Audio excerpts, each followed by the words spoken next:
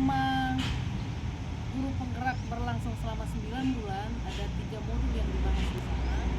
Itu sangat memacu kita lebih meningkatkan lagi apa-apa saja yang akan kita pelajari atau apa saja yang akan kita lakukan sebagai seorang guru. Yang pertama itu yang paling mengesankan buat saya, kita harus mulai dari diri, mengenali diri kita ini sebenarnya siapa, apakah memang kita sudah memberikan yang terbaik buat siswa kita. Setelah kita mau mempelajari, bisa kita refleksikan dan bisa kita implementasikan menjadi guru yang menyenangkan buat siswa.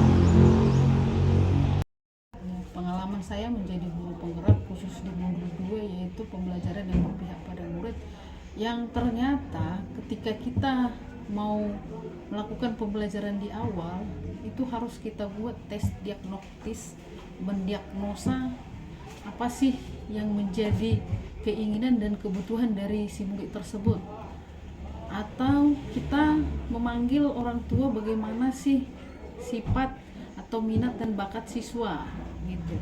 Kalau di SMK kan sudah terbentuk jurusan, berarti kami sudah mengartikan bahwa jurusan itu yang menjadi minatnya. Ternyata setelah kita mengajar di lapangan itu bukan. Jadi perlu, kalau menurut saya setelah belajar guru penggerak ini, kita harus mengenali dulu secara pribadi bagaimana dan apa yang diminati oleh siswa tersebut. Setelah saya mempelajari ini, yang saya buat di awal pembelajaran itu ialah bagaimana pembelajaran awal dengan pertanyaan-pertanyaan yang seperti warming up, pertanyaan yang memacu atau mengarah ke materi. Jadi bagi siswa yang cepat merespon atau bagi siswa yang diam, berarti bisa saya mengartikan bahwa ini siswa ini yang aktif bahasa Inggris, siswa ini yang tidak aktif bahasa Inggris atau tidak suka bahasa Inggris. Jadi bagaimana saya membuat pembelajaran yang berpihak pada murid, saya ikutilah bagaimana saya dapat di pelatihan guru penggerak. Saya mulai mengimplementasikan pembelajaran berdiferensiasi. Jadi bagi siswa yang aktif, mereka bisa memilih di akhir produknya itu apakah speaking, dan yang tidak aktif apakah di akhir produk itu adalah writing. Bagaimana penilaiannya? Penilaiannya saya buat dengan model rubrik. Jadi siswa yang mampu nanti di akhir itu menghasilkan produk, rubrik nilainya itu ada, apakah ada sampai 5 gitu, berarti dia mampu good pronunciation, ratingnya dan lain sebagainya. Ketika di writing tentu akan berbeda dengan rubriknya gitu. Jadi di speaking pronunciationnya tidak ada, maka lebih fokuskan ke grammar. Dari situ jadi siswa itu tidak lagi menakuti seorang guru bahasa Inggris, jadi sudah memahami kita apa yang dimaui oleh siswa tersebut. Jadi ini sudah saya sampaikan kepada teman ketika ada masalah atau sharing teman menghadapi siswa yang memang benar-benar tidak suka bahasa Inggris. Coba diferensiasikan, dan mereka sudah mulai mengimplementasikan dan menguji coba di ruang pembelajarannya masing-masing. Di modul pembelajaran guru penggerak, modul 3, yaitu menjadi pemimpin pembelajaran. Nanti kita harus bisa apa sih strategi apa yang mau kita lakukan di sekolah kita. Ketika siswa itu sudah mulai tidak enak, boleh teknik-teknik ice breaking atau teknik mindfulness. Yang sering saya lakukan di sekolah setelah saya mempelajari guru penggerak yaitu teknik mindfulness. Bagaimana mereka membuka alam sadarnya atau bisa memfokuskan, membuat konsentrasi untuk dalam pembelajaran, atau boleh kita buat game-game singkat atau yang disebut ice breaking untuk meningkatkan stamina mereka ketika ingin menerima pembelajaran, apalagi pembelajaran bahasa Inggris. Kemudian untuk memutuskan masalah, kita ternyata harus menganalisis dulu masalah. Ini masalahnya masalah dilema etika atau dilema moral gitu. Jadi tidak boleh ternyata kita asal-asal memutuskan masalah. Jadi kemudian ketika kita memutuskan masalah, tentunya harus ada langkah-langkah yang kita ambil. Apakah ini merugikan, dan siapa yang dirugikan atau siapa yang disenangkan segala pihak. Jadi dari pengalaman saya di pendidikan guru penggerak ini, di sini saya bisa lebih memikirkan lagi di dalam pengambilan keputusan di setiap masalah atau di setiap tindakan yang akan dilakukan. Di akhir pembelajaran modul 1, 2, 3 telah selesai, kami dijadwalkan akan menunjukkan hasil karya yang telah kami lakukan di sekolah. Yang di sana yang saya pamerkan, yang paling saya tunjukkan yaitu teknik coaching. Kenapa itu saya ambil? Karena SMK itu identik dengan banyak permasalahan.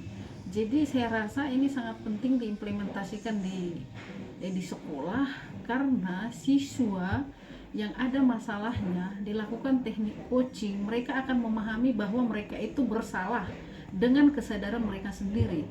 Jadi mereka juga memahami mereka berbuat salah, menyadari, dan mereka akan mampu untuk mengatasi kesalahannya di alam sadarnya tanpa mengulangi kembali. Jadi mereka dapat mencari solusi. Ini sangat penting saya rasa untuk SMK mendewasakan diri juga dan memahami bahwa melakukan kesalahan itu tidak benar dengan alam sadarnya sendiri. Kemudian yang saya angkat di sana adalah pembelajaran yang berpihak pada murid, di mana di situ kita sudah mulai memahami karakter, minat, bakatnya. Di samping dengan SMK itu sudah punya jurusan masing-masing. Jadi pembelajaran yang berpihak pada murid yang saya lakukan itu adalah pembelajaran yang berdiferensiasi dan ada keperpihakan pada murid ketika mengimplementasikan pembelajaran bahasa Inggris, yaitu tampil di depan sesuai dengan minat dan bakat oleh siswa tanpa ada paksaan dari guru. Kemudian yang ketiga yang saya tampilkan di sana yaitu berbagi aksi nyata yang saya lakukan di sekolah, mulai dari modul 1, modul 2, dan modul 3 bersama teman-teman. Dan juga di sekolah kami ada implementasi profil pelajar Pancasila yang mana cinta lingkungan yang kami lakukan di sekolah, bagaimana memelihara lingkungan dan menanam atau bisa menumbuhkan sandang pangan. Kami di sini mencoba menanam sayur, bawang, dan cabai.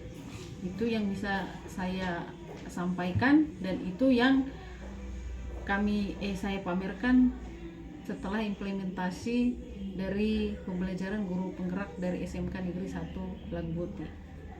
Oke, di hasil sesi lokakarya, berarti lokakarya yang terakhir, di sana kami dipilih untuk siapa sih yang menjadi utusan-utusan atau pengurus inti dari setiap kelas A, kelas B, dan seperti itu. Ternyata saya di situ terpilih menjadi utusan, menjadi ketua. Akan tetapi dalam penyampaian visi misi, mengingat saya adalah sebagai perempuan dan menjadi sebagai ibu rumah tangga, saya rasa saya tidak bisa mengikuti atau bukan saya tidak bersedia, saya tidak bisa mengikuti atau memberikan waktu penuh menjadi ketua organisasi untuk guru penggerak angkatan keempat. Jadi visi saya yang pertama yang saya sampaikan di situ, pikirkan saya ini adalah sebagai ibu rumah tangga yang memiliki keluarga, yang mana 50% waktu saya untuk keluarga. Jadi mohon dipertimbangkan saya untuk menjadi ketua untuk guru penggerak angkatan keempat. Itu pengalaman yang sangat mengesankan buat saya ketika saya masuk, dikatakan lulus menjadi guru penggerak. Saya di situ merasa sendiri karena hanya saya perwakilan guru yang mengikuti pelatihan guru penggerak ini dari SMK. Jadi saya merasa sendiri di situ. Saya lihat teman-teman tidak ada, cuma saya sendiri yang di SMK. Ternyata setelah masuk di lokakarya pertama, kedua, berbaur dengan teman-teman, apalagi digabungkan dengan sekolah Unggul Del, ternyata mereka sangat welcome, bisa menyatukan dan bisa berbagi dan bisa saling belajar tentang kompetensi-kompetensi yang diharapkan di pelatihan guru penggerak ini. Oke, sudah. Akhir kata saya sampaikan, saya guru penggerak dari SMK Negeri 1 Lagboti, guru penggerak angkatan 4 Kabupaten Toba. Salam guru penggerak, tergerak, bergerak, menggerakkan, salam perubahan, dan salam bahagia.